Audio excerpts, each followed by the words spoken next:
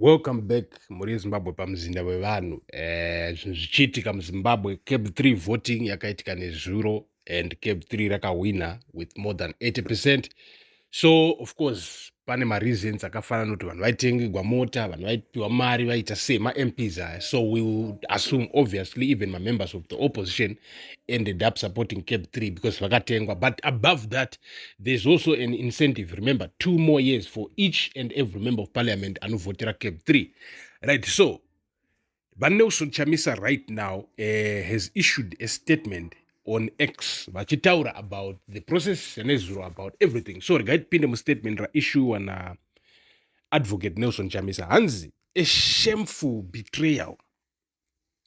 We do not merely bear the scars of politics, we carry deep wounds. We have been severely bruised, abused and broken by this oppressive system of tyranny. Many of our friends and relatives lost their lives because of politics, and the pain remains as profound today as it was then. So, Zimbabwe, we have to really talk about it. Zvotogwa naNelson Chamisa about kune vanhu vakarohwa, pane vanhu vakafigwa nehama dzavo nekuda kwepolitics, pane vanhu vane hama dzavo dzakaabductwa dzikadisappear dzisingazikamwi dziripi up to this day nekuda kwepolitics.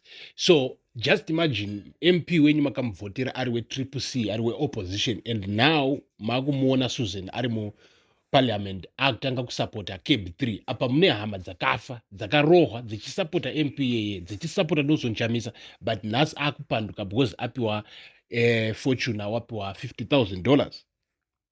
What do you think? What would you do? So regarding the statement rava Nelson Chamisa hanzi, we along with many others have been arrested, persecuted and subjected to relentless harassment.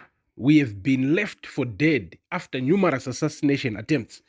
We have been denied opportunities, marginalized and deprived of the resources and means necessary to improve our lives. Food and government support or opportunities have been politicized and weaponized. Wait. That point is very important. Food and government support. You see, kumaruzeva, kumaruoko, especially kumaruzeva, you find kuti chikafu chinouya chehurumende but chinohoreswa pachiZANU-PF. The opposition vanozikamwa ndeveopposition vanokwanisa kusatonyoreswa, kusatohoreswa zvachose pasina nazvo izvozvo. So regai tiende kumberi, because in fact ZANU-PF haisi government yenyika, it's neutral, it's for everybody, and that's why even my members of Triple C are government, because it's for everybody. So when government gives support, it's for everybody. It's not based on which political party you are associated to, affiliated to, or whatever. So getting over the next statement, as we have been excluded, humiliated, robbed and exploited continuously, day after day, season after season. And after all of this, some choose to align themselves with and support the very oppressors and persecutors responsible for our suffering, all for money, personal benefits, and the desire to illegally remain in this illegitimate parliament. The citizens are the ultimate parliament and shall determine the direction of our great country. Chinzwa, warning. To you, oppressors, and your sidekicks, stop it or be stopped. Change can't be delayed or denied any longer. Hashtag the new.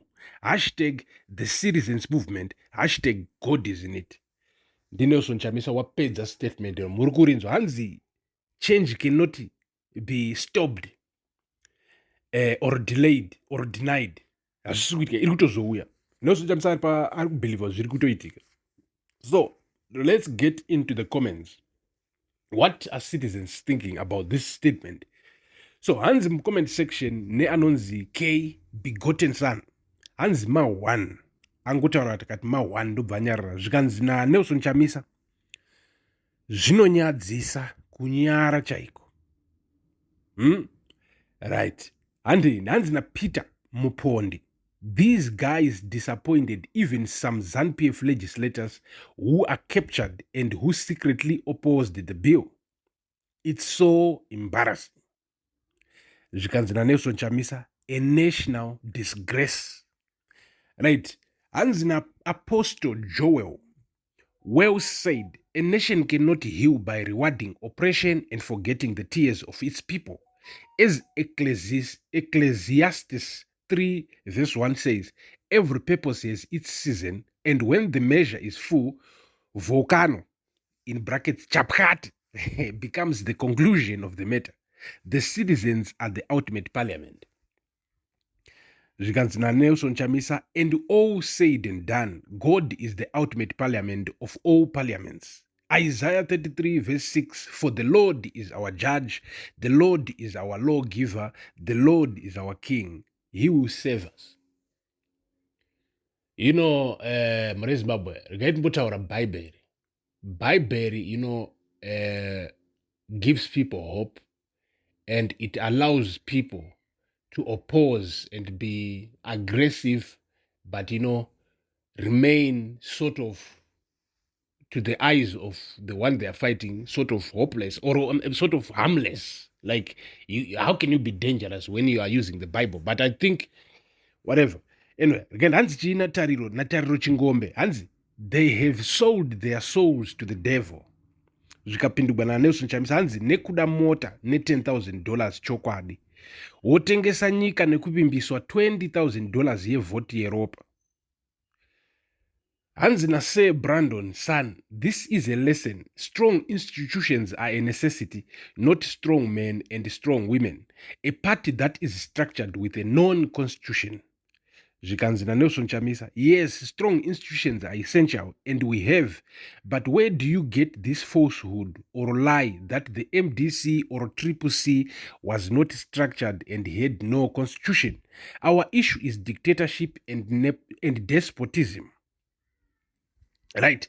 So makomedzi anoramba achiinda on and on and on and on muZimbabwe, vanhu vachitaura zvavari kutaura, but this is the reality as of right now, according to Nelson Chamisa. But isusu pano pamuzinda wevanhu, you know, very very soon izvezvi toda kutaura nemainsiders edu kuti tinyatsokunzwa kuti chii chiri kuitika kumabarracks, and then touya tichikupinzira ichi news. So make sure kuti iwewe kana uchitoona paYouTube, kana uchida kuona especially maleaks ari kubva mukati muintelligence, subscribe to our channel, Inside Africa Network TV. Inside Africa Network TV YouTube channel. As of right now, rine around 1,000 something subscribers. Not the Inside Africa Network channel, in here around 5,000. Not that one. Yeah, it's still our one of our channels, but parikubuda ma leaks ya zviri kuitika kuintelligence ndo patakudza. And then kana pari pano pa Facebook uri kutoona pano pa page rakanzi Inside Africa Network TV, chinda unosubscribe ku page rakanzi Inside Africa Network chete risina TV kumberi, because ipapo apa ndo patobudisa futi my intelligence leaks. So thank you for watching, stay tuned, peace.